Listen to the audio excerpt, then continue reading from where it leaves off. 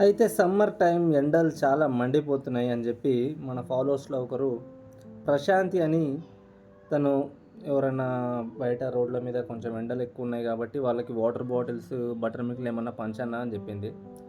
So తనేమనేసింది total credit goes to తనకే. And నేను నా ఫ్రెండ్స్ సంతు, కిషన్, కార్తిక్‌తోని అలా అవన్నీ తీసుకొని రోడ్డు మీదకెళ్ళి బటర్ మిల్క్‌లు, ఈ వాటర్ బాటిల్స్ అవన్నీ పంచడం జరిగింది అక్కడెళ్ళి. గంతనే